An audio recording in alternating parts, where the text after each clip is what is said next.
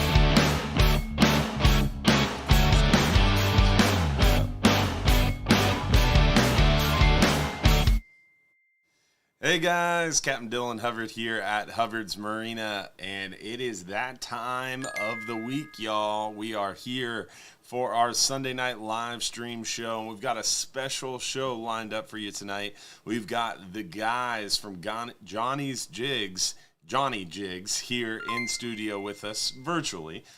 Through Zoom. Johnny himself and Chris are going to be talking all about slow pitch jigging with us. We're going to be asking them questions and talking more about SPJ fishing.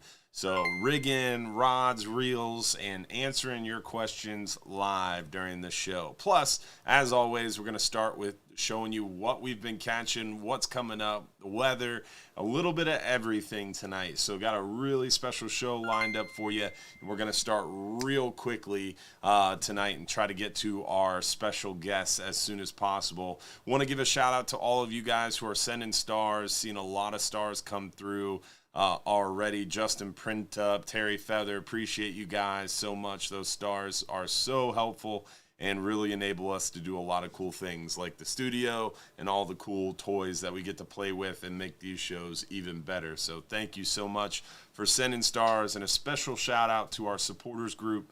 I really appreciate you all for being supporters and making that supporters group special. This live show and all our live shows are brought to you by Gator Gyms Tackle, 3301 Pinellas Point Drive South. Big shout out to Gator Gyms and all their support as well. Don't forget, comment where you're watching from. We give away over $800 in free trips every Sunday night.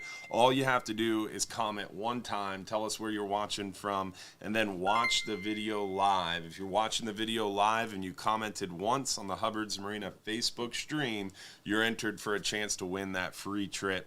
If you're picked as one of our lucky winners, you got to text us at the phone number below within 5 minutes to prove you're watching live and to claim your free trip. So comment once on the Hubbard's Marina Facebook stream, watch the show live, and if you're picked as a lucky winner, text us within 5 minutes to claim your free trip. That's how that works.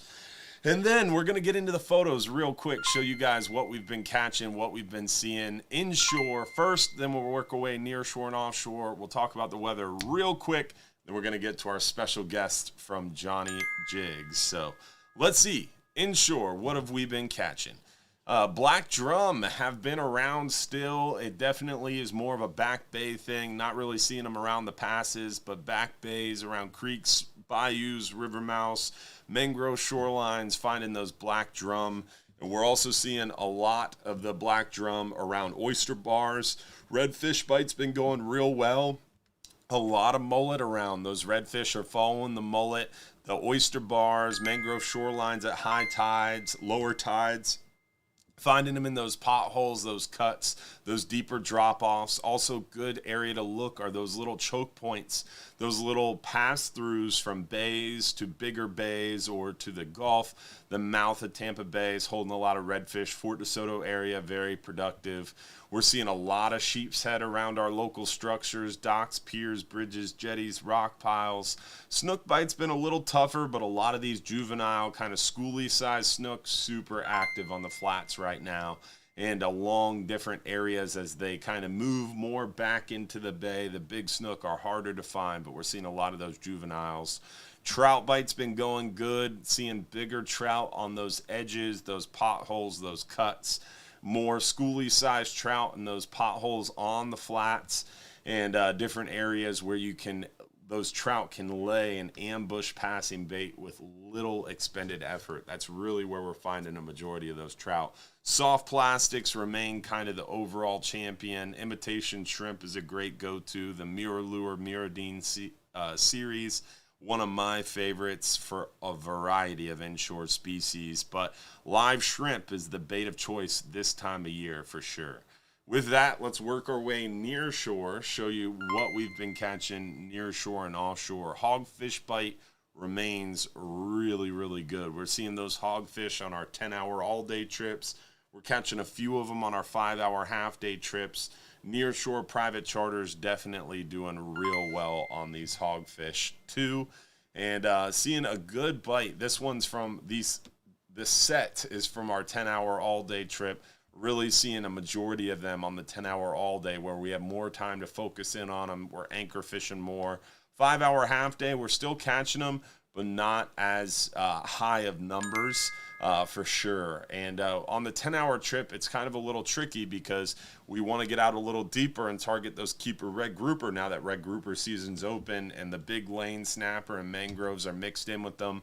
As you can see here, this is a typical all-day stringer right now. A lot of lane snapper, a decent number of gray snapper, porgies, and a keeper hogfish. So a nice stringer of fish, nice quality. This is a viewer-submitted photo. Some of our fans have few fans and followers and people who just want to get their photo on the news have been submitting photos to us for our Fox 13 news segment. Remember, if you catch a fish locally, it's caught locally, it's caught recent, you can text it to us at that phone number, 727-393-1947. We'll use it in our Fox 13 Fishing Report segment. So don't forget, you can submit your photos to get them input on the news and used in our show too. Mangrove snapper have been thick near shore. This one's from a 10-hour all day, believe it or not, only in about 60, 70, 80 foot of water. We've been catching them offshore in good numbers too. The red grouper bite started with a bang. The first extreme trip on the Flying Hub 2 caught a boat limit, 24 keeper red grouper. We've been seeing some decent red grouper offshore and deeper water too. Now, our special guests tonight are talking slow pitch jig fishing. This angler came out on our 12-hour extreme trip Wednesday, dropped down one of those slow pitch jigs on a slow pitch jigging rod, and came back up with 2 keeper red grouper. Literally limited out his daily limit in 30-plus inch fish in one drop with a slow pitch jig. So pretty awesome to see. They do work. They do catch fish. There's the photo proof right there, folks. Definitely a lot of nice red grouper being caught offshore on those extreme trips, the 39-hour trips. We've got a 44-hour trip coming up. This 39-hour that came back in this morning, we didn't get a video done this morning, unfortunately, of the pile. Unfortunately, it was kind of a little bit of a miscommunication, and they ended up passing out the fish, so we didn't get a shot of the pile. But they did do well on red grouper, mangroves. They had a steady bite of some of those smaller fish, big vermilions, porgies, a couple yellowtails. But really, the big news from this 39-hour trip was just the gag grouper bite wouldn't quit. And it was unfortunate they had to go back, but they swam off strong. We were using our venting tools, our descending devices, and getting them back in. But look at that gag grouper. Bigger than Splash, which isn't saying much. He's kind of a small guy, but it is a beautiful gag grouper. Solid, probably 50-pound gag grouper, if not a little bit more. Just a beautiful specimen. And a lot of those big gags were caught and released on the 39-hour trip. In with them, some nice solid red grouper, scamp grouper, mangrove. So great fishing. And right now it's all about getting that right weather window. And I want to show you the weather real quick, and then we're going to get into our guests and talking slow pitch jig fishing. Right on our website, go to hubbardsmarina.com, click fishing trips, then scroll down, click weather links, or under the info tab, you can get to the weather links as well. It's going to bring you to our weather page. The wind finder forecast is the best place to look, in my opinion, because it gives you that graph. Let's start with the 5 and 10 hour forecast. And clearly at the top, you're going to see the graph of where that wind is. And it starts Monday night. It really stays windy. Tuesday, Wednesday, Thursday, starts to calm down Friday. So if you're not going fishing tomorrow, you should aim to go fishing probably maybe Friday near shore, Saturday, really looking good. Sunday, it gets a little bit windy. So really Monday and Saturday right now are looking best weather-wise. It's going to be a windy week here. We've got a cold front, then strong high pressure, then another cold front. So we get a strong cold front Monday night, another strong cold front Wednesday night with a strong high pressure between them. So going to be a windy work week at Hubbard's Marina and around Johns Pass. So get out there tomorrow on the half day. Super light load on the half day tomorrow. I think we got like 22 people. So great opportunity to go out in the 5-hour half day tomorrow, and then real good opportunity Saturday and over the weekend if you want to get out there on that 39-hour trip. With that, let's get into some slow pitch jig talks with our guests from Johnny's Jigs. So we're going to bring them on here and ask them some questions about slow pitch jig fishing and Johnny Jigs and what they recommend, and a little bit more about kind of the techniques and the jigs and the rods and the reels that are going to make you successful if you were to go out there and try this more and more popular form of offshore and deep water fishing. And it's also becoming more and more prolific and more common even near shore. We have some guys that fish with us, some guys and gals that fish with us that are using slow pitch jigs as shallow as 40 foot of water with some pretty high success rates. So definitely some cool stuff, and excited to talk to the guys from Johnny Jigs and get their insight. So let's bring them on now, and they can shed some light on the ways of the Jedi, if you will. What's going on, Johnny? What's going on, Chris? How are you guys? What's going on, man? Oh, we're unmuting. Hello, Yeah. what's going on? Shed some light in the deep, dark bottom of the ocean where we like to drop our jigs. Exactly. Thanks for having us, man. Hey, thanks for being here, guys. I really appreciate it, and I'm looking forward to chatting with you. Hopefully everybody else is too, but I'm excited to learn more about this kind of unique, more and more popular form of fishing. And there's a lot to it. There's a lot that goes into it, and it seems like every day I'm learning more myself. But there's a lot that kind of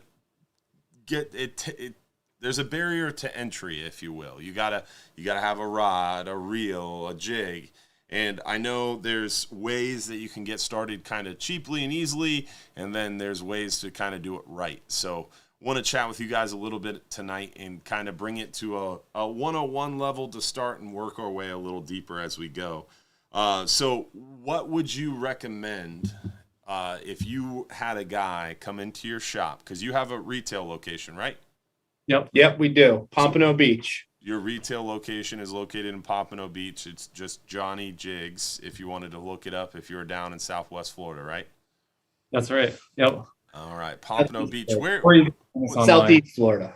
Southeast, yeah. That's what I said. Southeast Florida. Pretend I don't know anything about geography. Pompano Beach is north of Miami, correct?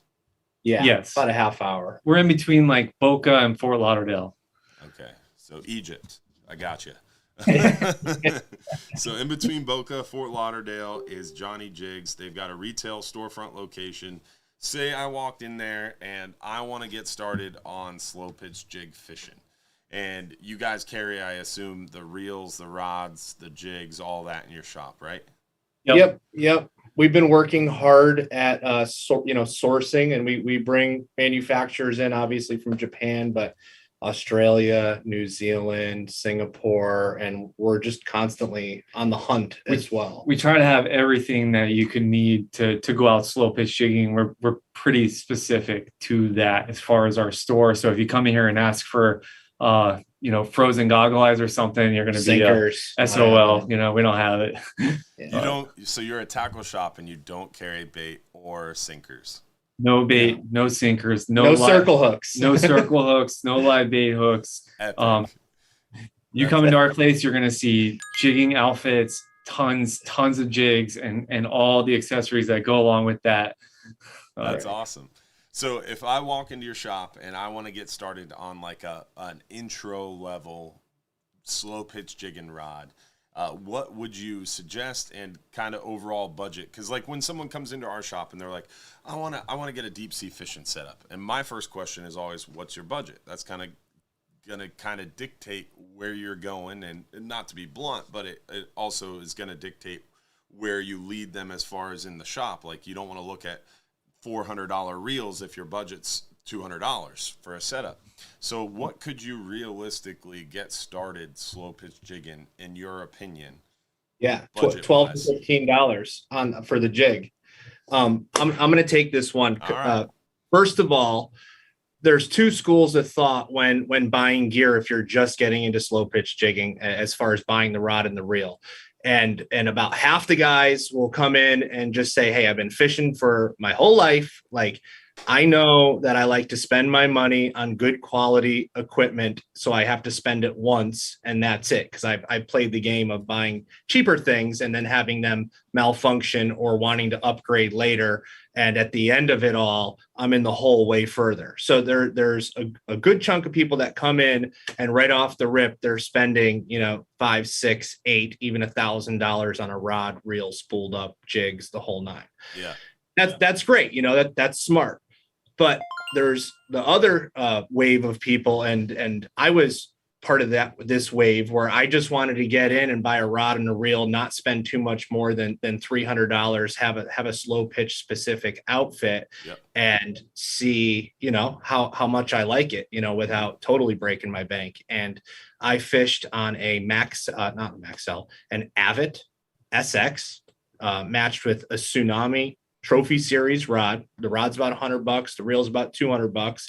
I fished that for about 6 months, just jigging, before I decided to upgrade, and buy a more expensive rod and then a more expensive reel. And that's great too, because I ended up with a couple of those Tsunamis and Avits. And what ended up happening is when I have friends or my nephews, nieces, cousins come and visit and take them fishing, guess what rod I'm putting in their hands? This series, and the Avit. Once in a while, they get the OSHA jigger and the Pro jigger, and I'm standing next to them, making sure everything's going okay. But then I ended up with, those entry level, more economical rods to loan out to friends. And that was a great experience for me too. But it also gave me the opportunity to fall in love, with the sport of slow pitch jigging before I really started to invest, more money into it. So either way is fine. Okay. And then if I can just answer, you said a rod, reel, and a jig. Yeah. If you're out there and you don't own a slow pitch jigging specific, setup, slow pitch jigging is a technique. And I know we'll get into this a little bit more. I don't want to be too premature, but we're imitating a wounded piece of bait. That's the whole deal. This jig is fluttering in a way where the predator, whatever's looking at striking it, eating it, biting it, is seeing something that's wounded, and they're seeing an easy meal. Okay. So you could take your bottom rod, your 7 foot, extra heavy broomstick that you've got some 30 wide on that you're fishing heavy bait on, and you could throw a jig on there and flip it around in the water and get the action. It will be exhausting. but you will likely have success if you're in a good fishing ground. So you can get a jig and experiment with jigging on the existing rods and reels you probably already have. Right. But we get into the slow pitch gear because of the weight of it. Plus it produces a better action on the jig as you get further into it. But I can tell you my first fish on a jig was a diamond jig with my 8-foot, rod, bait rod, and doing this like this. And I caught my personal best scamp grouper that day on that jig. And that was it. I was hooked. That was it. But so, I've done a lot of that growing up, like diamond jigs, like a 12, 16-ounce gold hammered diamond jig was like my go-to. And I loved it when I was like 8, 9, 10 years old. You're out there with that big broomstick just doing this until your arms are about to fall off. And there's nothing better than jigging up and lowering that rod tip, and then you go to jig it a second time, and all of a sudden it just bows down on you. It's a lot of fun, but it is tiring. It's a lot like work. And that's the idea behind the slow pitch rod, is now you have something that's much lighter and you have more stamina, because you're not jigging up and down a 2, 3, 4 pound setup. You're only jigging up and down a maybe 10-ounce setup. It's crazy how light those rods and reels are. Plus the rod's going to work. It's going to move the jig better because of the way it loads and the way it unloads for you versus like something that's stiff. And that's the secret, and that's the reason behind a slow pitch rod, right? Is what you just said. Right. Yes. Theoretically, the rod is only there to dance, to pitch the jig.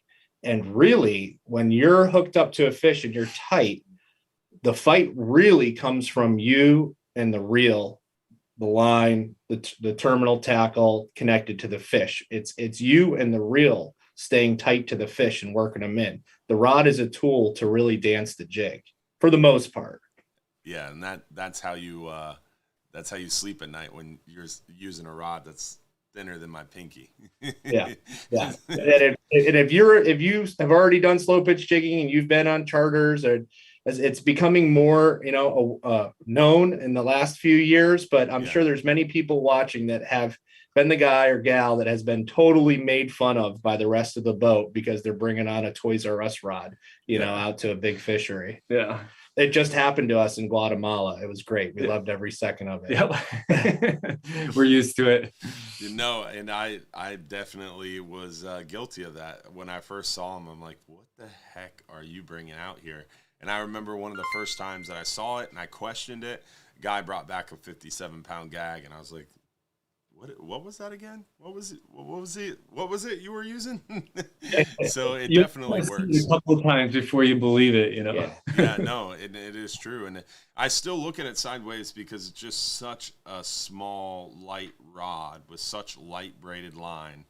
And you're catching such big fish with it, but you can't argue with success, and I've seen it time and time again. So the jig will work on any rod. So if you get a nice slow pitch jig, it will work on any rod, but using a specific slow pitch rod is going to give the jig even more action and even more success rate, is what I'm hearing. Right. It's going to give you much more control over your ability to move that jig in different rhythms. Okay. And it's also going to be incredibly more sensitive. So that opens up, your feel and your connection to what's going down with your lure up to 8, 9, even 1,000 feet, below the ocean surface. That's crazy. Which it changes the game for how you're interpreting, all these elements. You guys just did a weather report, but how you're interpreting all these elements and as anglers, we're reading the wind, we're reading the current, we're reading water temperature, we're getting all this data all to be successful out there fishing, and having this type of rod and reel setup out in the open ocean, I feel like it gives you an edge on kind of that information that you're compiling, and then this kind of just this sixth sense natural instinct to get the bait, where the fish is, to work it in the right way. And I feel like the really nice rods and reels help, deliver that, to you. So it becomes much more than hey, you can have stupid luck on slow pitch jigging. I've never been fishing a jig on the bottom and said, "Am I fishing on credit? Do I got bait on here?" You got bait. Yeah, you feel That's it. a good point. That's a great point. And so I think, the big aha moment for me was when I was talking to someone about slow pitch jig fishing and the control. I kept saying control, and you guys have said it a few times too, is control over the jig. And it's like, you're vertical jigging in 120, 150, 200 foot of water. What do you mean by control?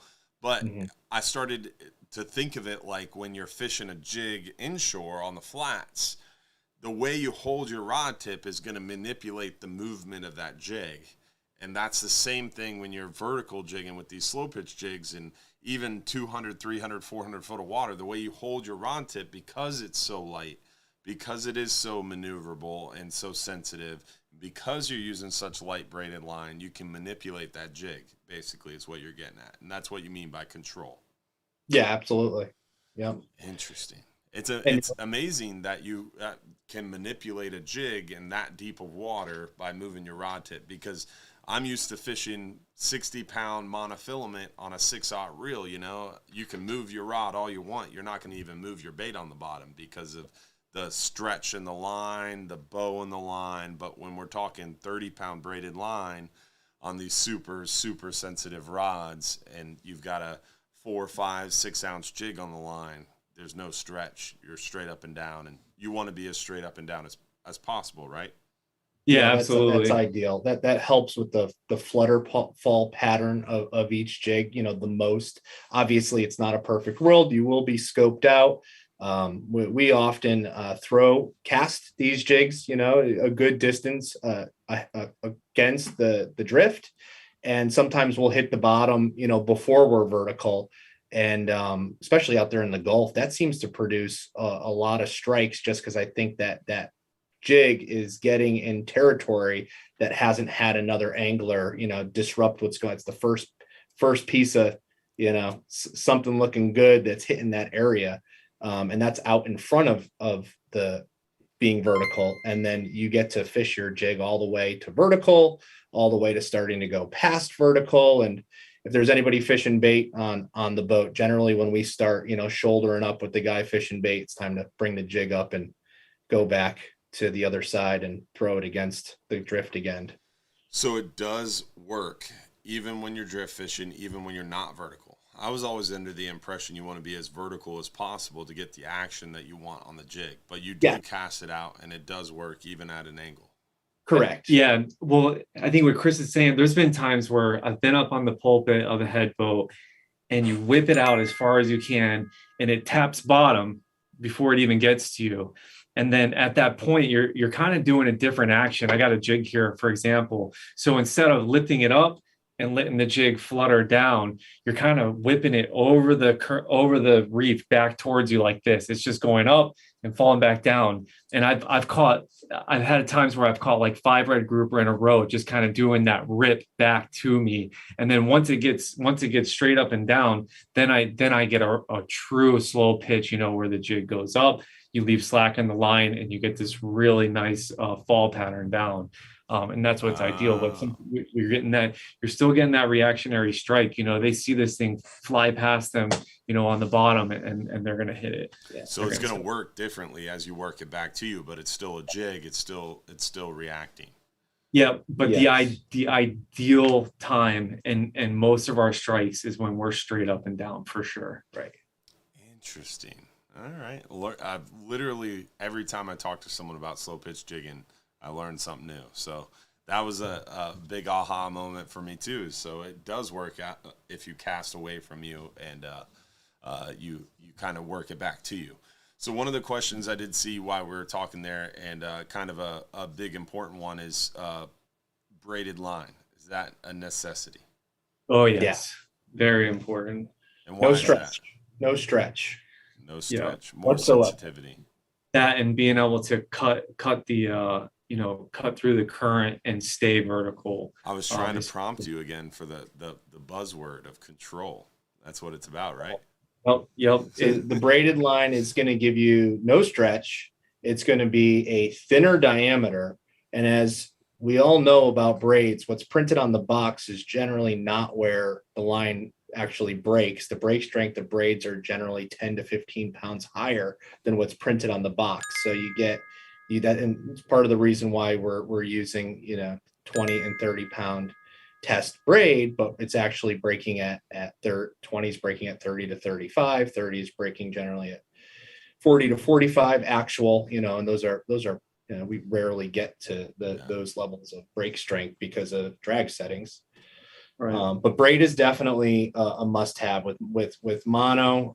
There'll be too much stretch, and you'll be back to that scenario where, much like bait, if you're trying to move the lure 200 feet down, the line is just stretching. You need that connection. So we'll go braid to fluorocarbon just to make sure that we have as little stretch as possible, and then that kind of brings you back to the rod.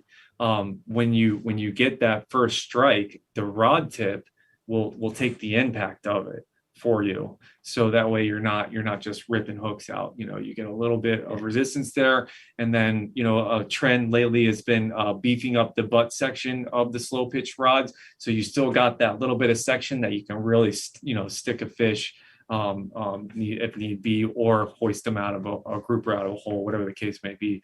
But definitely braid and having that connection to your jig is super important. Yeah. So another valuable thing about braid being the diameter of it being less. The reels that we're using are very small and compact, and many of the manufacturers now offer narrow sized reels.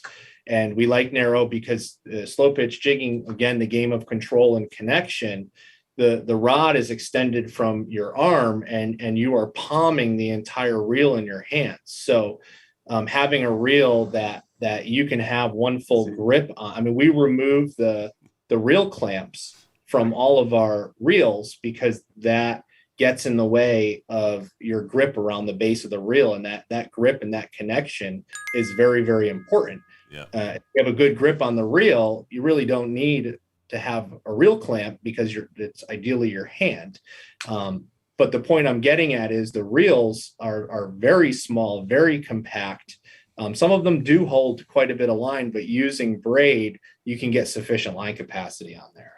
So braided line is important because it removes the stretch. If you're using monofilament, you defeat the purpose of your high dollar slow pitch rod because it's defeating the control over the jig. You're getting the benefit of monofilament, the stretch, from your slow pitch rod, because when you get that hit, it's taking the shock on that high dollar rod.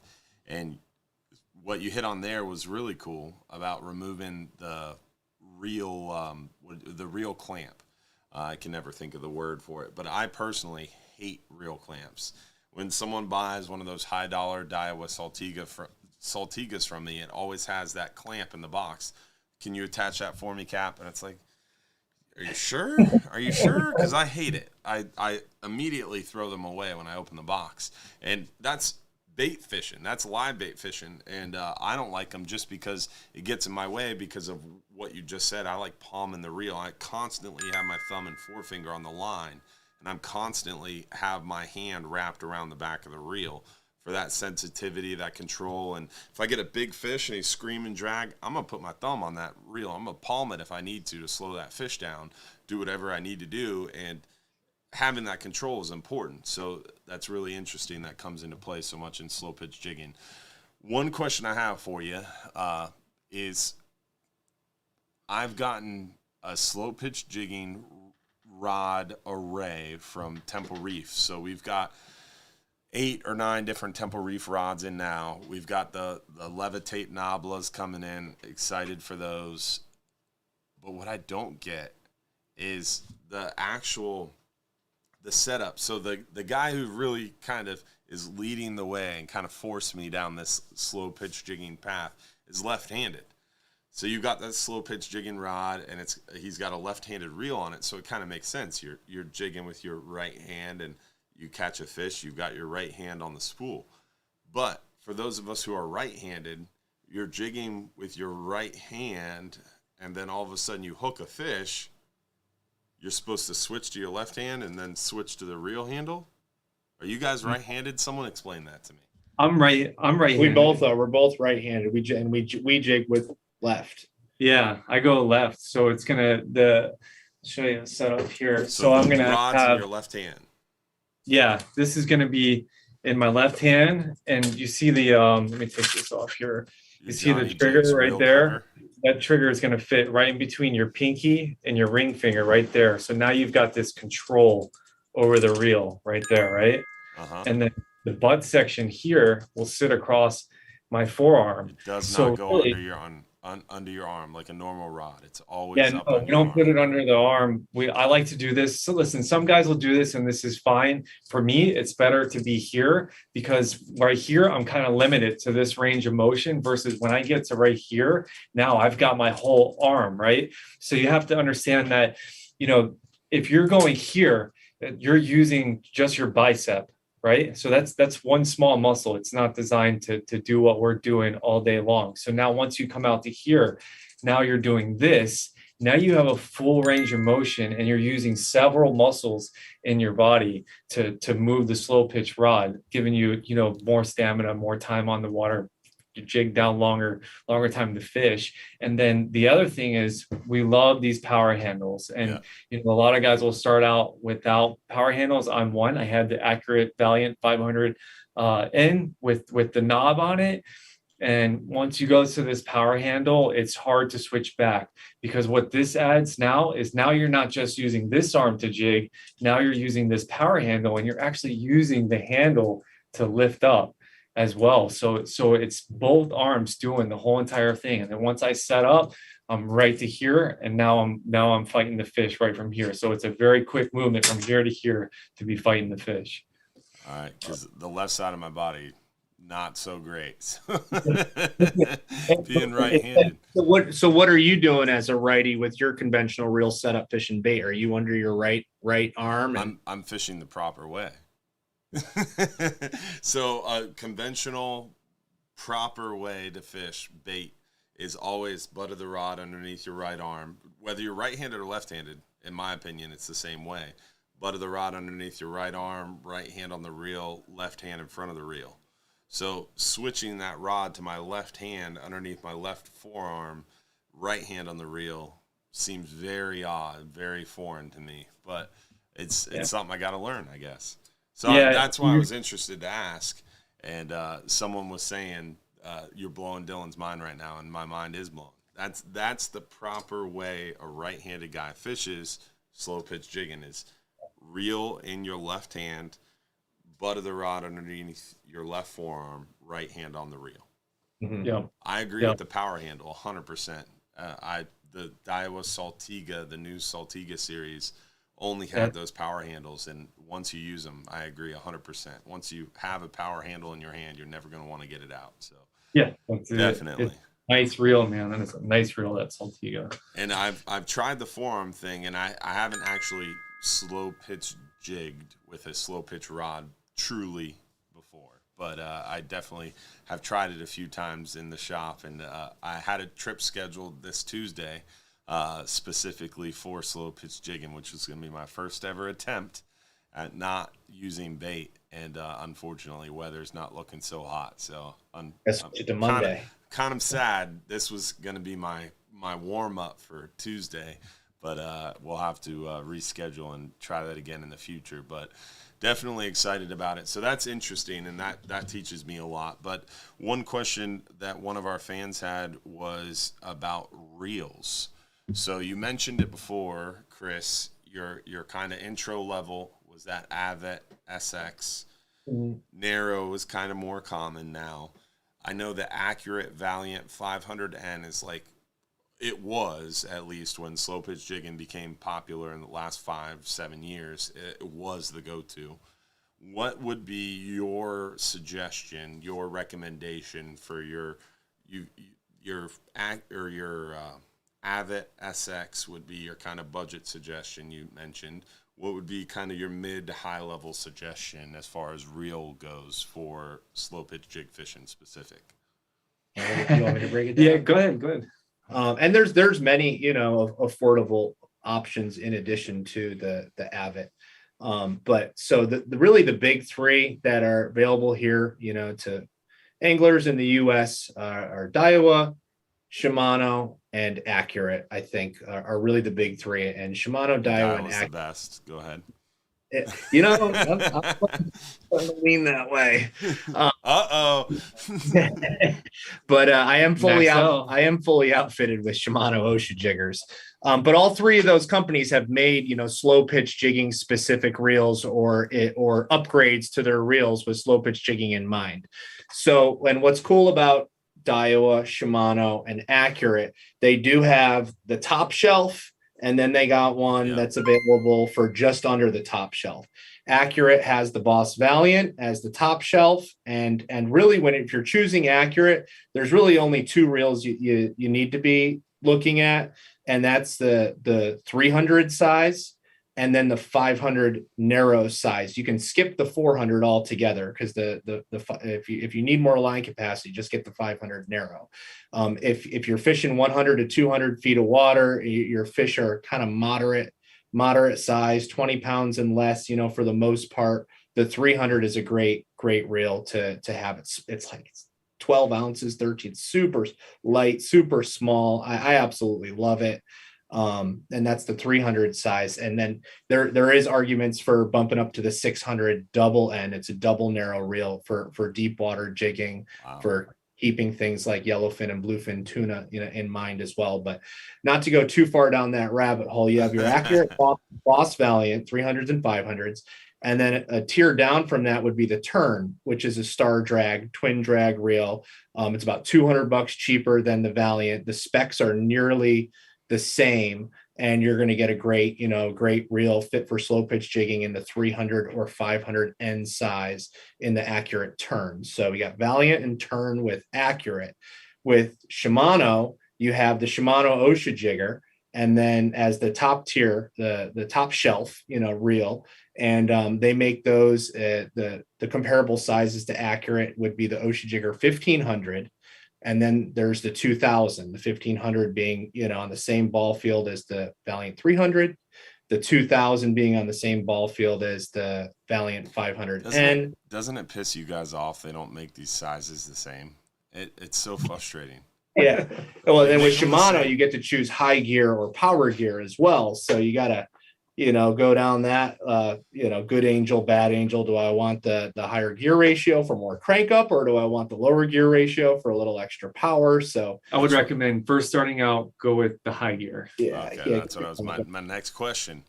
Yeah. And the reason for that is just so you make sure that you're putting movement on the jig.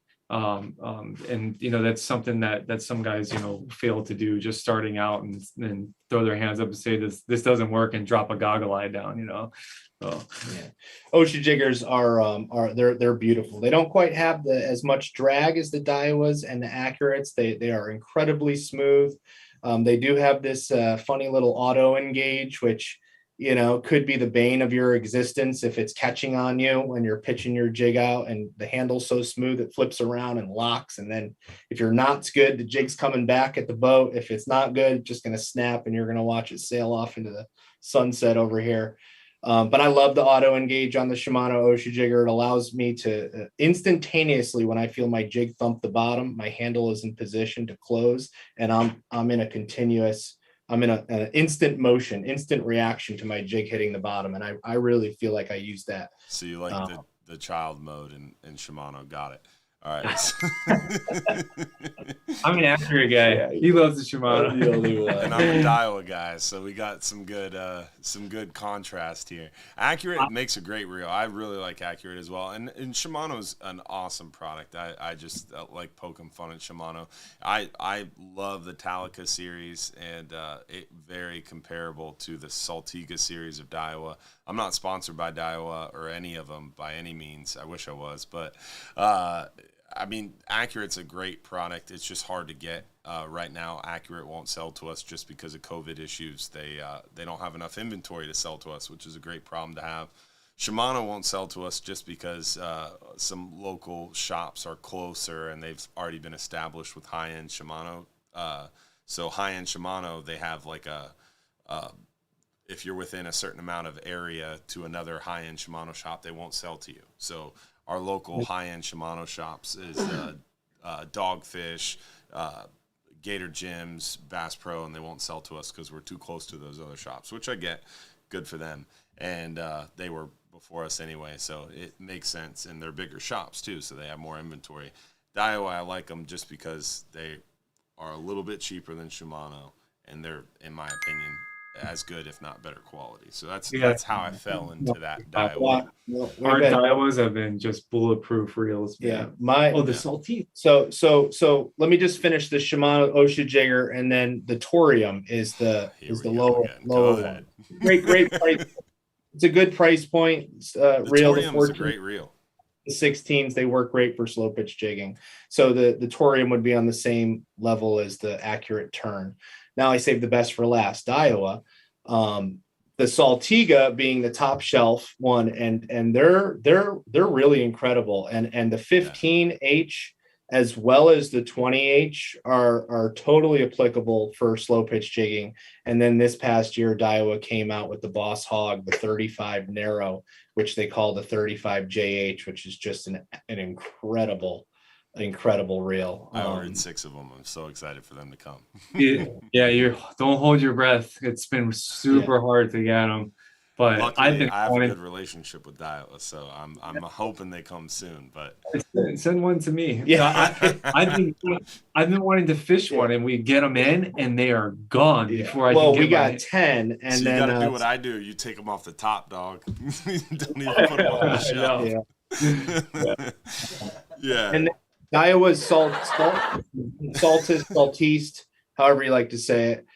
The Saltist is probably the best price point reel to purchase starting out for slow pitch jigging. 100%. And that's why I like Daiwa. Yeah, the 15 or the 20 will work fine. You can even bang your handle arm out to they all come factory into the smaller setting. And then you can bump them out to get a little bit more arm length on them. And or you can add a power handle to it. Yeah, which is pretty cool. There will be the ability to add those power handles onto them as well. But the Salt is excellent. So you've got the Accurate Boss Valiant, you've got the Accurate Turn, you've got the Shimano Osha Jigger or the Torium, and then you got the Daiwa Saltiga, Daiwa Saltist. Yeah. So So it sounds like, Chris, your favorite is the Osha Jigger from Shimano. Johnny, your favorite is the Accurate Valiant. Yeah. Sounds good. When slow pitch jigging, do you need a special rod? We kind of talked about that. You guys both agree that the rod is going to give you the action, the load, the recoil that you're looking for, better control, better connection with the jig. Yeah. Yep. It's very important. I mean, I've fished next to and seen it happen many times where I've fished next to guys that are doing it on, what's not a slow pitch, outfit. And, the success rate is, undeniable that whenever you have the right gear and you're getting the right movement on the jig, you're going to catch more fish if you have, proper gear. And it's just facts are the facts. All right. I've got a lot more questions for you, but I just realized how late it's getting. We should probably give away our first free trip of the night, Josh. I'm surprised you haven't held up a card at me. They've been holding up reminders on their tablets this whole time. I just figured we'd do like a rapid fire at the end, let these guys get the most time, most questions, I still have a lot of questions for them. So let's get into our first free trip of the night. We're going to give away a 10-hour all day for 2 guests. That is I don't know how much of a value it is in 2022. Our prices just changed, and I can't keep up with it. I think I don't know. Josh, let's find out who won, though. What is this for? Roll it. 10-hour all day for 2.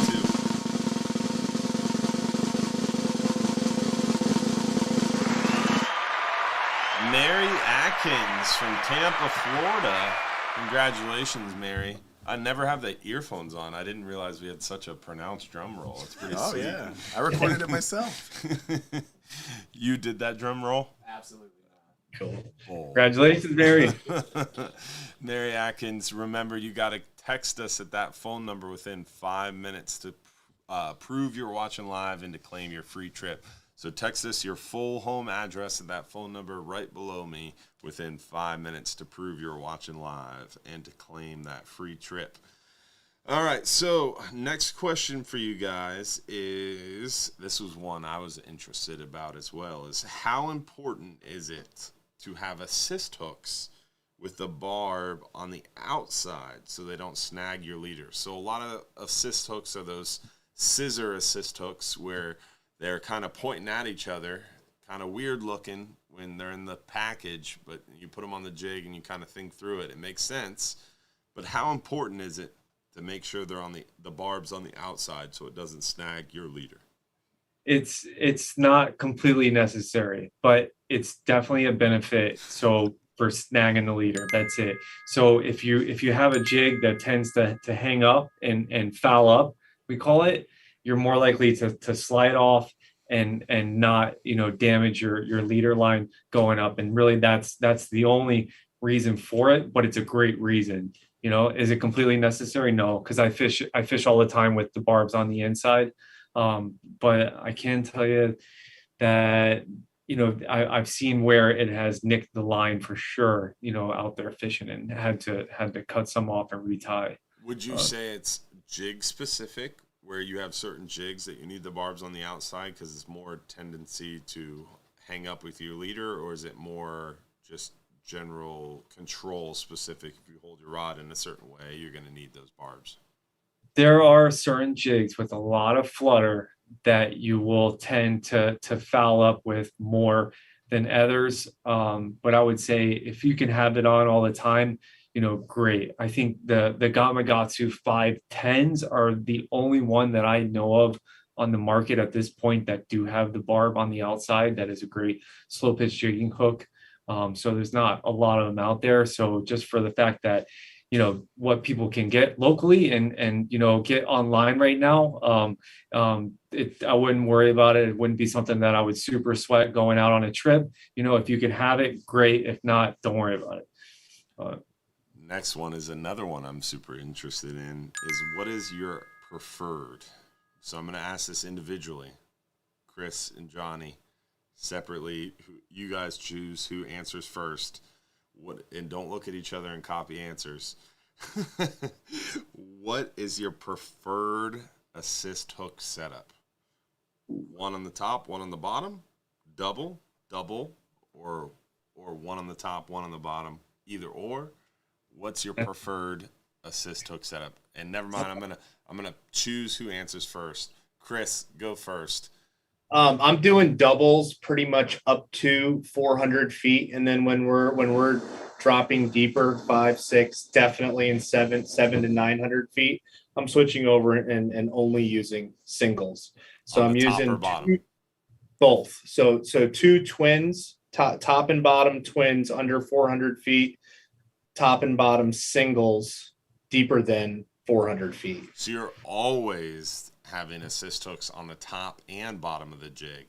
Just always. When you're deeper, it's only single assist hooks. Correct. That's what I am doing currently. Johnny keeps shaking his head like he agrees with you. I can. I mean, that's what we do. We develop stuff together, and we're always doing. You are playing around with more singles. I am. Shallower. I have been messing around a little bit more with singles. I've noticed that my hook sets have been better with the singles, but I also have noticed that I'm missing fish a little more than usual. One observation that I've had over the years with the doubles is that even though whenever we put these hooks on, I'm going to grab a pair here. I'll show you. Why you're grabbing that pair, to clarify, you always, no matter what depth, you have assist hooks on the top and bottom of your jig. Top and bottom. Yes. Yep. And so ideally the hooks are facing each other like this, right? And so whenever a fish strikes, then the hooks will do, in a perfect world, spread out like that, and the fish will be hooked on both sides. But what I found a lot with the double assist hooks is that both of the hooks end up in the same spot, just like this, and it gives you a little more pressure point on the fish. But I think it's keeping you from getting as much penetration on the fish because both of the hooks being in the same location. So I do like double assist hooks on top and bottom, anywhere, from 400 down, and then I'll switch over to the singles, from that depth, deeper.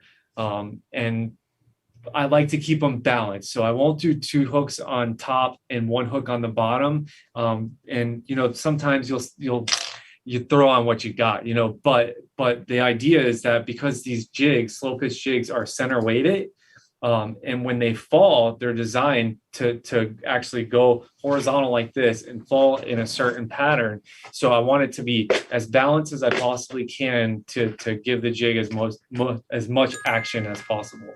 So that's the idea behind it. So always double assist hooks, whether it's single assist hooks top and bottom, double assist hooks top and bottom, always double. Yeah, always on the top and the bottom of the jig. Yeah, interesting. Because it's what's interesting if you're slow pitch jigging, pay attention to, not that it's gonna necessarily teach us some eye-opening event, but fish will strike both the head of the jig and be hooked in the mouth here, and then what happens is with hooks on the bottom side of the jig is that the jig will right when he hooks and he knows he's hooked and he shakes, the jig swings up into his midriff and then hooks him there as well. So there's a lot of pressure disbursement on multiple hook, penetrations going on. And then the jig is nicely kind of like really just tucked away on the side of the fish. He can shake all he wants. This heavy jig won't flail around and come loose because he's hooked in two different places. What gets a little funny is when the fish decides to strike the bottom end of the jig and he's hooked in the mouth there, and then the head of the jig, which has hooks, is what swings into his side, and now your line is obviously coming from the head of the jig up, so there is a little bit of a side hooked effect, and those fish will feel a lot bigger than they actually are coming up. But it'll happen both ways. I mean, generally fish and predatory species are aiming for the head of the bait that they're attacking, but sometimes they miss a little bit and snag the bottom part of the jig. But having hooks on the top of the bottom, better ensures that the fish that you're wanting to catch is caught. And what I've heard as well, and one argument for having the hooks on the top and the bottom too, is it just not only disperses the pressure points on the fish, but it also kind of ties the fish up. So you have the opportunity, like when it leads to the point of you using a rod skinnier than a pinky, and you're using sometimes 20, 30-pound braided line for a 40, 50-pound fish. When you got 4 different hooks in it, and half those hooks are a quarter of the way down the fish or halfway down the fish, it restricts his movement and his ability to fight you because he's kind of lassoed or tangled up in that jig in and of himself, so he has less fight ability. Yep, sure. So that's definitely an argument that I've heard, at least, for doubling up. So that's interesting. You guys confirmed it so unanimously as well. I thought there would be some consternation around that, but apparently not. Do you take the jig off the assist hooks in between spots? I know we kind of talked offline, and you said you always take the jig off the assist hooks for your ride in, ride out, storage of the rod. In between spots, do you take the jig off? No. I mean, you want to make sure that it's safe and secure. We use these jig wraps, and basically this is just jig wraps. It's Velcro. Shamelessly drop it, guys. Come on.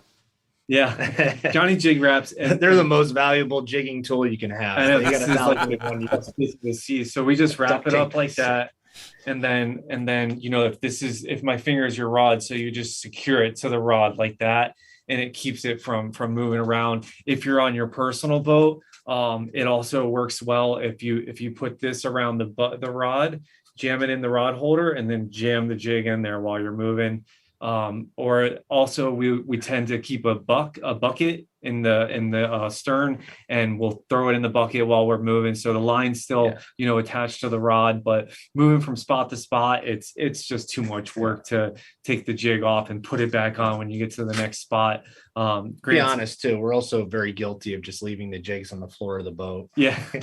Because it's usually a short move. We're resetting a quick drift, or something like that. So it's not a big deal, but there's nothing worse than going 35 knots and a jig goes free and starts doing this. So you want to make sure that it's secure, because it can definitely hurt you, if not kill you. Yeah. So if you're creative out there and you can come up with some fabrication for a jig holding mountable device that's easy on a boat, I'm interested. Yeah. Something that's removable, slides in the rod holder. John just pulled a jig out of the rod holder that was stuck there for about a week because it went in the rod holder. The bottom hooks grabbed that little bar, the bar for the gimbal, and he couldn't get it back out. The bite was hot, and I'm like, forget it. I'm moving on. That's hilarious. Is there a slow pitch jigging technique to keep you from getting rocked up from a grouper, a gag grouper? I know you don't get a lot of them in Southeast Florida. I don't know if you know. Right. Well, black grouper. I mean, any grouper. We've all been rocked up before, and it's the same principle of you got being quick. Obviously knowing you have a good hook set, and then being quick. The faster you can react to that fish, is going to give you a better chance of him not rocking you up, I guess. Yeah. Get real aggressive with him really quick. And until once he's off the bottom, then it's game over. Take your time. You got all the time in the world. He's off the bottom. Yeah. For over where we're at, it's not a common. We get caught off guard. Those times where we feel like we just had a strike and now we're rocked up. They're less frequent. So I know you guys are in the Gulf. It's a much better grouper. Capital of the world. Go ahead. Also, that stuff is more common. If I was going into battle, knowing that the chances were high, I'd be using a stronger drag setting. I'd tighten my drag stronger at strike. I'd be prepared for the hit, and I'd turn the fish as quick as possible. We have gotten plenty of grouper out of holes just by simply going in free spool. If it's over here in the current stronger, other guys will pull their jigs in and we'll helm the boat, and position the boat so we're not, moving away from where the fish is hooked, and try to give them time to loosen up or even decide to come out. We pulled plenty of grouper up with the scratches along the scales, because going into free spool has saved the day. Or you pull it super tight, play the line like a banjo for a second, loosen up, give it a second, and then rip it on them. Have you ever heard of that? Oh yeah, playing the banjos, that's real. Those are the two techniques you just described. It's either free spool it, let them swim out, or you play the banjo and make them swim out. Those are your two options. Or you just break it off and call it a day. If you guys are fishing 60 feet for big gags and stuff, I hope you got like a scuba dive set on the boat so you send a diver down. No, I mean, most of the time we're fishing bigger tackles, so you pull them out, or you just get broke off on lighter setups. Like when we're hog fishing, you get broke off a lot. So I mean, it does happen. Break offs happen whether you're fishing bait or you're fishing a jig. It just I think there was a question on if there's a technique to help you avoid it. But I don't think there's a technique to help you avoid it, whether you're bait fishing or slow pitch jig fishing. If you catch the dog and he's by his ledge, he's going to rock you up, whether you like it or not, no matter your technique. It's just a little bit of getting lucky. And that's what it comes down to. Obviously, you always have the chance of deciding to bump your top shot, your leader, your fluoro leader, strength up to generally for running 30 pound, 40 pound fluoro for a top shot is a pretty safe bet. It's nice because if you do get snagged on a bottom or wreck or something and you go to break off, generally the 40 fluoro breaks every single time. And you're not left in a position where you have to do a new, braid to fluoro line connection. But when you're up against, big grouper and structure, if you're running 30 braid, the argument of bumping up to 50 and even 60, is a safer choice to ensure catching a trophy fish. I do it all the time. I go 50 a lot, Yeah. and 60. And what I've heard too is lengthening that piece of fluorocarbon leader before your jig. If you know you're going to get in a dog fight with a bigger grouper, lengthening that piece of fluorocarbon is typical to try to increase your chances for landing that fish as it interacts with the bottom. So your general approach, your average size leader, what would it be versus maybe if you knew you were anticipating a gag grouper bite? It's a very precise calculation. Do you want to share that with me? 2 arms length. 1, 2, 10 to 12 feet, whatever comes out. I got you. And I think that's I've never lengthened my top shot, knowing that I'm in a grouper fishery. It sounds like a great idea, but I've never done it. I do 2 arms length, and then once it gets down to 6 feet, then it's time to change it out. So you start with 2 arms length, and then over time, as you notice an abrasion, you cut a little piece off. You notice an abrasion, you cut a little piece off. Once it gets down to 6 feet, you start back with 2 arm lengths. That's Correct. it. What's your favorite line-to-line knot? PR knot. Both of you? The page ranking. Yeah, I mean, it's the absolute strongest. Page ranking. That's PR bobbin knot you're talking about. Bobbin, with the bobbin. Yeah. The old page PR ranking. The Johnny Jigs bobbin. The Johnny Jigs bobbin, that's right. Come on, boys. Pick up the Johnny Jigs bobbin right here. That knot. So my experience with that knot. So I did FGs for a long time. I tie an FG in a hurry for sure, and it's an excellent knot. But we're looking for streamlined knots, right? So like the Alberto is not going to be exactly what you're looking for. But if you can tie an FG, it's a great knot. Go for it. I fished the FG for years. But my experience out on the water has been that when I get snagged on the bottom and you go to pop that jig off, right? Because you get to a point where you're like, it's not coming off, right? So you got to pop it, and you get straight with it and you pop and you reel up. And the worst thing that you want to happen to you is that your fluoro to braid connection breaks. You want to pop at the jig. Whenever I had the FG, it was a 50-50 shot. Whether I was popping at the jig or whether I was popping, at my knot. And I mean, I tie good knots. I know that for sure. Once I moved over to the PR knot, I would say 90% of the time I'm popping at the jig. And this is with 50-pound fluorocarbon going to 30-pound braid. And now I'm not having to retie, my top shot to fluoro. My fluoro to my braid, and I'm able to just tie a jig on and keep going. You could watch on YouTube. There's a lot of videos. We did a video on our YouTube channel of a FG knot versus a PR knot here in the shop. And you know what I mean? It's what we could put together with our GoPros. We had a lot of tweaks on it. Well, you're supposed to wet this and do that and turn this, but at the end of the day, the results were that the PR knot was stronger. 100%. And because of the fact that it's streamlined and goes through our micro guides easily and breaks at the jig, that is hands down the knot that I will be fishing until a better one comes along.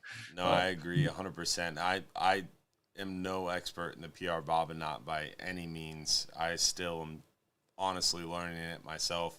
Still, I've gotten pretty good at the FG knot, but the Alberto is one of my favorites, and we have a even faster line-to-line knot that we use most often. I think you would most compare it to a reverse Albright, but it's even faster than that, and it's a thicker knot. It doesn't work for your slow pitch jigging rods, but the PR bobbin knot is hands down, I think, the best line-to-line knot outside of like a Bimini twist to PR bobbin knot, and it's just tricky to do. And we have a video on our website of the PR bobbin knot we filmed at Dogfish Tackle. We filmed the Dogfish Tackle manager tying them. They can do them in like 2 minutes or less. They're experts because they tie a probably 50 of them a day. And definitely the best I've seen tie that knot. And that's where I spool my rods for that reason. I like when they tie my top shots on with the PR bob knot because it makes it easy. But yeah, it's an interesting knot to learn. And you guys have that video on your YouTube channel, I assume? Yep. We show how to tie it, and then as well as like the break between the FG and the PR.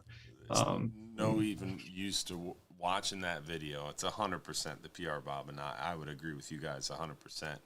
And that it's just it's difficult to tie. It takes a little bit of practice. Like any knot, you know, like initially it's super awkward, but once you figure it out and you've done it a few times, how can you say it's like any knot? You've got to use a tool to tie it, dog.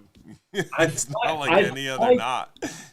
All right, you have to get the tool out of your bag. That's the extra step, right? But think about how many times you go back and forth with that FG, and what you're doing with that, I'm spinning it in circles like this, and I'm done. Super easy. And then you finish it like an FG, and it's like, boom, done.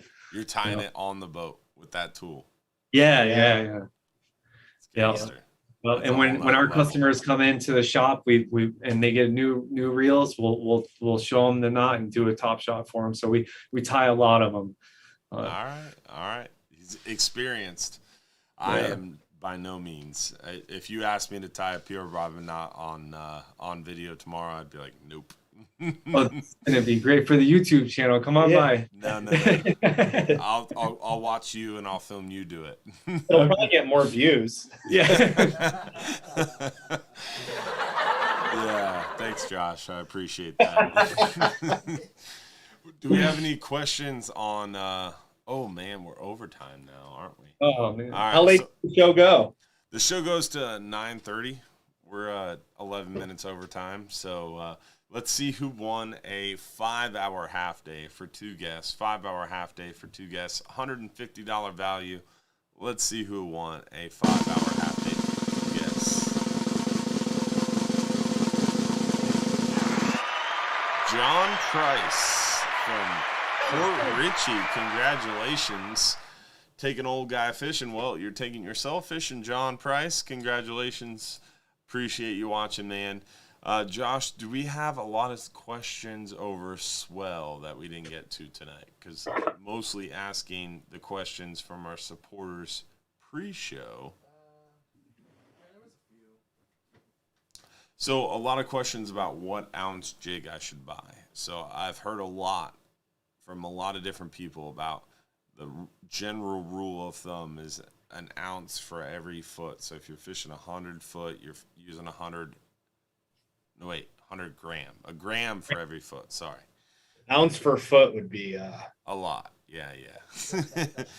These math things, I'm not very good at that, Chris. So, so 100 gram jig for 100 foot of water. Is that generally the rule of thumb you guys stick to? You want me to take Yeah, go for it, John.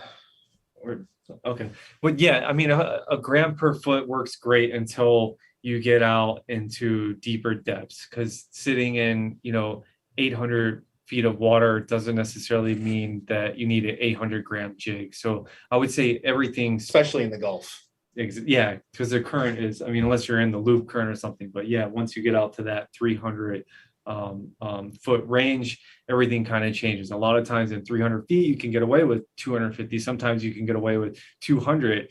And quite frankly, you could use a 150 gram jig. You're just not going to get much bottom time, So what's going to happen is you're going to drop your jig down. If you have a 150 gram jig and 300 feet of water, you're going to tap bottom and you're going to say, all right, I'm hitting bottom, which is great. You're going to pitch it a few times. You're going to release the bail to go back down, and you're going to be like, I don't feel bottom. And you're going to keep scoping out. Right. So you lose that connection with the bottom. And then that's when you know that you're too light. You should be getting at least 3, 4, 5 taps on the bottom before you actually, start to not feel the bottom. And that's a tell on connection and control.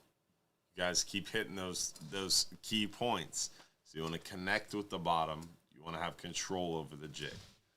Yeah, that's right. Yeah. There's a lot of factors that will go into, the jig to use in the depth, because you've got your wind drift, you've got current, topwater current, but look, subcurrent, levels, how deep it is, and then this jig right here and this jig. Oh, where's the torpedo? This jig right here, have very, very, where's the screen? Very, very different actions. This one is flat, so it has a lot more flutter, and this one is more solid. Yeah, solid, round, cylindrical, maybe. More asymmetrical jigs are going to have more flutter. More symmetrical jigs are going to fall faster. Yes, and this is actually asymmetrical because one side is flat and the other side is round. But I will be able to, if these were both 200 grams, I'll be able to fish this torpedo much deeper than I would be able to fish this 200-gram flatty because it will catch, the water will catch it much easier because it's a higher fluttering jig.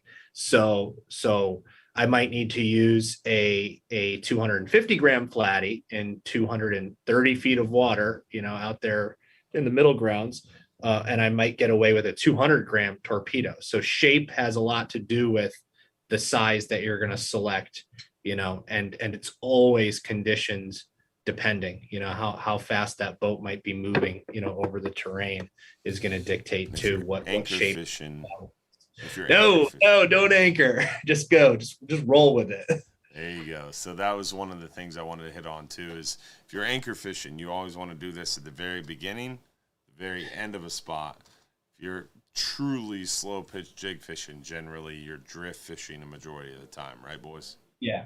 I'd say if you're going on a trip where the boat's anchoring, be prepared to fish bait. I think you'll likely put more fish in the ice box to bring home if you're fishing bait. But yeah, you nailed it with as soon as you stop, drop a jig real quick, and then if you don't hook up right away, put a goggle eye down, because that's it. And right before you leave. And if you're fishing Southwest Florida, don't bother with the goggle eyes. The thread fin sardines work. Thread fin, yeah. You guys, everywhere in South Florida, whether it's the Keys, Miami, Pompano, even up to Jupiter, it's the goggle eyes, but that's not a natural bait for our area. It's more thread fin, sardines, cigar minnows. Okay. Yeah, cigar minnows is kind of like the premium bait in our area. The goggle eyes, they're just crazy expensive. They're crazy expensive for you guys down there. In our area where we don't catch them naturally, it's even more expensive to get them. It's crazy. So it's definitely an interesting thing. And I've learned a lot tonight. I can't thank you guys enough for being a part of the show tonight. And I have a bunch more questions for you. So I look forward to you all joining us and getting you guys out on a fishing trip and doing some videos with you on the water and picking your brain even more and learning from you guys alongside of you. So we'll have to plan that soon. Yeah, that'd be great. Yeah, we appreciate it, Captain Dylan. Everybody watching too, thanks for tuning in and digging into this really cool new way to attack fish in our fisheries. Yeah, johnnyjigs.com is their website. You can look them up on Johnny Jigs on Facebook. They've got Instagram. They've got YouTube. Their YouTube channel is really, really cool. I've been watching a lot of their YouTube videos myself. If you haven't checked them out, you guys have anything to add? Shout out your phone number, your website, where to find you, all that good stuff. Yeah, that's it. And TikTok. Oh, they have a TikTok. Everybody has a TikTok now. Do you have TikTok dances, or is it like how to? There's some really goofy ones. That's what we like doing. Like doing the goofy ones. Everything else is serious. So TikTok is for us to have fun on. Yeah. We figured why not. That's how I started my TikTok too. Every single video was the deadliest catch, the steel horse I ride video or the song, and then people thought it was stupid. I thought it was hilarious. Every single video was the same song. Yeah, that's what TikTok's all about, for all of us to have a creative outlook, right? Right. Yeah. Well, I appreciate you guys tuning in and joining us tonight, and can't thank you enough. I learned a lot myself, so hopefully everybody else did too. Definitely, if you all are watching, make sure you check out Johnny Jigs on Facebook, Instagram, YouTube, and TikTok as well, and their website. And we carry Johnny Jigs in our shop now. Their assist hooks, their split rings, their pliers, their jigs, all in our shop with our Temple Reef rods and more. So we're expanding our slow pitch jig setup, and we're going to have more experts like these guys, and hopefully have these guys out fishing with us too, show us the ropes in person. So thank you guys. Thanks for tuning in tonight and joining us. Thank you. Thanks, sure. Kevin. Jig on, everybody. See you guys. So with that, guys, we still got to give away our last free trip of the night, and we got to wrap up the show. So appreciate everybody tuning in tonight, but let's see who won our last free trip of the night. But before we do that, we got to make sure we give a thank you and a shout out to Gator Jim's Tackle over at 3301 Pinellas Point Drive in South, 3301 Pinellas Point Drive South in St. Pete, Florida. 33712. If you haven't checked out Gator Jim's Tackle yet, make sure you do. They've got a huge selection. If you tell them that you came from Hubbard's Marina, they'll give your youth anglers with you a free gift if you stop into their shop. Huge thank you to our other sponsors and partners. Real Animals Fishing Show is our partners. If you haven't seen it yet, if you haven't checked it out, listened in every Saturday morning from 6 a.m. to 8 a.m. We've got our Real Animals radio show on News Radio 970 WFLA. Huge thank you to Yamaha and their 425 outboard engines. If you haven't tried them yet, if you haven't thought about them yet, Yamaha is the only outboard engine that the pros, the experts, the commercial fishermen trust. Yamaha is the only engine on the water if you want reliability and performance. Bass Pro Shops, Angle Coolers, Salt Strong, Aquatic Nutrition, Sport Fishing Chums, Cleanse Oil, and Bull Bay Rods. Appreciate all of them. Don't forget to check out Hubbard's Marina on TikTok, Pinterest, LinkedIn, Instagram, YouTube, and Facebook. And we got our last free trip of the night tonight. We're going to give away a 39-hour fishing trip. Our supporters after show will start right at 10 o'clock. Going to be a very short window before our live show and our supporters after show. Supporters after show is going to be a short one. We ran late tonight. Appreciate y'all tuning in and bearing with us. Let's see who won our 39-hour trip. For one guest, 39-hour trip for one guest. Winner goes to David Steiner. Excited to get out of the cold and go saltwater fishing. Well, David, you just got a 39-hour fishing trip. That is a $449 value. $449. Congratulations, David. Appreciate you tuning in. We'll see you all for the supporters after show at 10 o'clock in about 7 minutes on our supporters after show group. If you haven't become a supporter yet, you should do it right now on the top of the Hubbard's Marina Facebook channel. You can become a supporter. Don't forget, if you're too busy to go fishing, you're just too darn busy. Hopefully